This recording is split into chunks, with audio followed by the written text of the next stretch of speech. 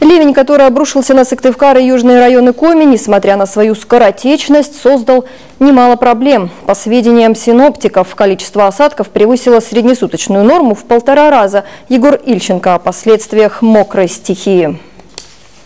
Мощный поток сточных вод размыл дорогу, которая некогда вела на лодочную станцию. Большой кусок асфальта просто ушел под землю, а на месте провала образовалась большая воронка. Глубина образовавшейся ямы примерно 6-7 метров, а от границы оползня до ближайшего забора рукой подать. Словом, хозяевам этого участка крупно повезло. По словам местных жителей, земля начала размываться примерно в 2 часа дня. Все началось с небольшого отверстия, которое за 45 минут разрослось до внушительных размеров. После этого кусок земли в одно мгновение смыло в реку. Далее приехала высокая комиссия, оценила масштаб трагедии и уехала. Местные жители опасаются, еще один такой каприз природы дом тоже просядет. Беда-то как бы это не вчерашнего дня. Беда как бы вот мы 3 года уже пишем прокуратуру письма, чтобы эту ливневую канализацию выпуск, куда он пополз, уже 4 года назад началось смывать это все. Вот, что надо сделать ремонт.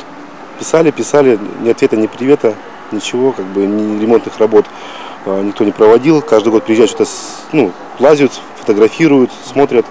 Вот, кусты тут в этом году срезали. Другая ситуация. Этот дом стоит в низине. Вода затапливает подъезд, и пройти по нему с сухими ногами возможно только в сапогах. Коммунальщики, по словам жильцов, на проблему упорно закрывают глаза. Бороться со стихией приходится своими силами. Ждем морозов. Морозы наступят, прекратится, но зато дорогу потом не чистят. Наступает весна, сами ливневку откапываем. Потому что вся вода оттуда, где путина она идет, вся на подъезде у нас. Опять в этом году копали так, лопату опять сломали.